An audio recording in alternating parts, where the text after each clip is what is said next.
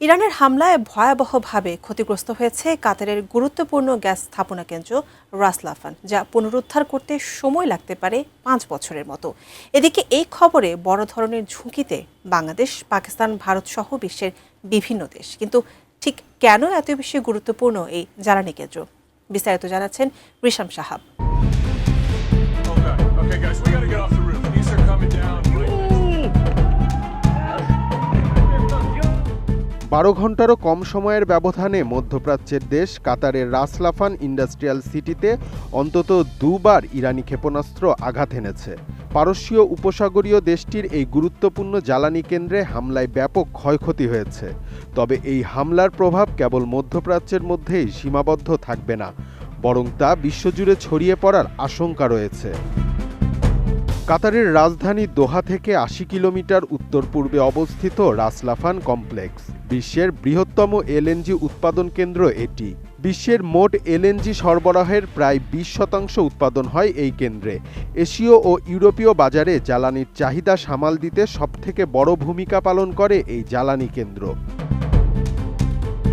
Quality সম্পন্ন আন্তর্জাতিক মানের still bar CSRM, committed for better still. মার্চের শুরুতে যুদ্ধ শুরু হওয়ার কয়েকদিনের মাথায় রাস লাফান স্থাপনার কাছাকাছি একটি জায়গায় হামলা হয়। একই সঙ্গে মেসাইদ শিল্পনগরীর একটি বিদ্যুৎ কেন্দ্রের পানির ট্যাঙ্কেও হামলা হয়।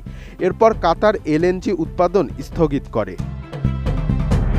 আল জাজিরার একটি প্রতিবেদনে বলা হয়, এটি আঞ্চলিক বিদ্যুৎ সরবরাহের ওপর নতুন করে চাপ সৃষ্টি করতে পারে।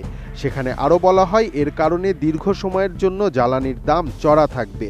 অপেক্ষাকৃত দুর্বল অর্থনীতির ছোট দেশগুলো সবচেয়ে বেশি ক্ষতিগ্রস্ত হবে, কারণ এলএনজির দাম বাড়লে তাদের চাহিদা কমে যাবে। এদিকে সিএনএনের এক প্রতিবেদনে বলা হয়, পাকিস্তান, বাংলাদেশ, ভারত সহ দক্ষিণ এশিয়ার কয়েকটি দেশের এলএনজি আমদানির একটি বড় অংশ আসে কাতার থেকে। কাতারের প্রায় সব প্রাকৃতিক গ্যাস রাস লাফানে প্রক্রিয়াজাত ও সেখান থেকে রপ্তানি করা হয়। ফলে এসব দেশের বিদ্যুৎ বিভ্রাট ও শিল্প কারখানায় উৎপাদন ব্যাহত হওয়ার আশঙ্কা রয়েছে। সবচেয়ে উদ্বেগের বিষয় হলো, বাংলাদেশের অভ্যন্তরীণ এলএনজি মজুদ অত্যন্ত সীমিত, যা বড়জোর 1 থেকে 2 সপ্তাহ চলতে পারে। ফলে এই সরবরাহ সংকটে বাংলাদেশে বড় ধরনের লোডশেডিং হওয়ার সম্ভাবনা রয়েছে, যার প্রভাব পড়তে পারে দেশের শিল্প কারখানাতেও। রিশাম সাহাব, এটিএন নিউজ।